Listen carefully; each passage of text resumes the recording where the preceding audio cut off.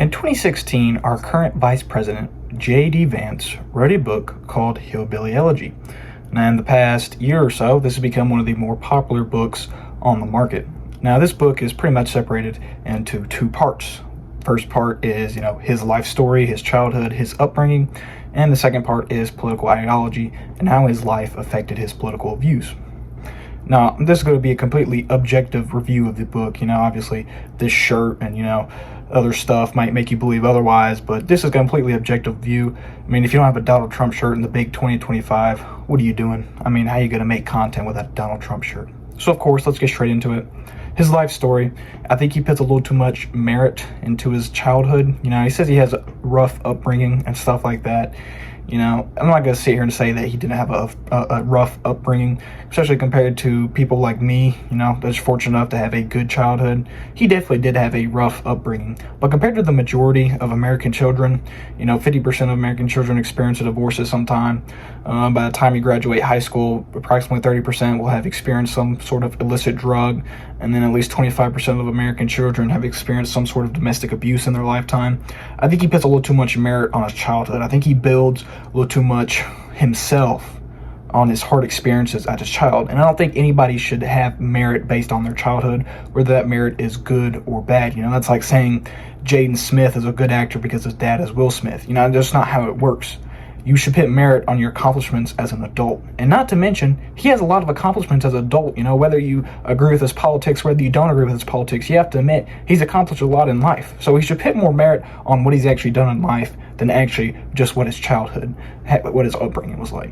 So I think that's the biggest problem with his childhood story. Good story, good to see, his backgrounds. Like, if I'm going to elect this guy president in the next 6 years, 4 years, or whatever, I kind of see his childhood background. I feel like that's good stuff, but I feel like he puts a little too much merit on his childhood background. And then, of course, the second part is political ideology. He doesn't necessarily focus so much on national ideology. He more focuses on the Appalachia political ideology, as from the book, A Memoir of a Family and Culture in Crisis. He more focuses on Appalachia. And I think that was his biggest mistake of the book. I think his biggest mistake was focusing on a region and not a national issue, because his regional issue was completely contradictory. His political claim was that the people of Appalachia were poor by choice. They're living in extreme poverty by choice. Now, I will say this. If you're living in extreme poverty in certain areas, most likely it is by choice. I'm not saying you living in poverty is by choice. I'm saying extreme poverty. Like, you're unemployed, you're not actively looking for a job, you have no stable income, and you're like in a city. That's most likely by choice. But extreme poverty, especially in areas such as Appalachia, where there are basically no places to get a job, that is not by choice. You have no choice. Of course, I think we all know that you're not going to get a job in Appalachia. First off, outsourcing. Back in the day, there would have been factory jobs and stuff like that in Appalachia because the source labor there would have been much cheaper than in the city. Of course, you have outsourcing now where you can go to Mexico and get that labor even cheaper than you would be able to in Appalachia.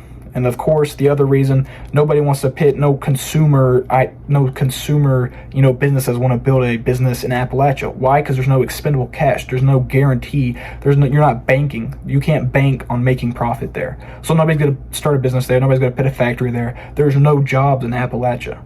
And then you could say, well, these people can move. They can't get up and move. They don't have any money. If they have family, where are they going to move to? They have no money. They live in extreme poverty.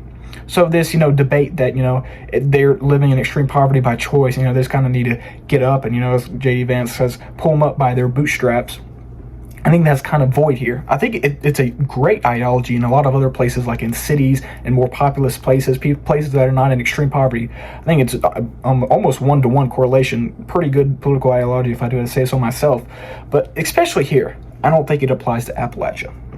So is it a good book? I would say so. Would I recommend reading it? I would say so. Most likely we're going to see this guy in a presidential race in the next 4 years. Does it live up to the hype? I don't know. I thought it was all right. Of course, that's about it. Stay safe and stay hydrated.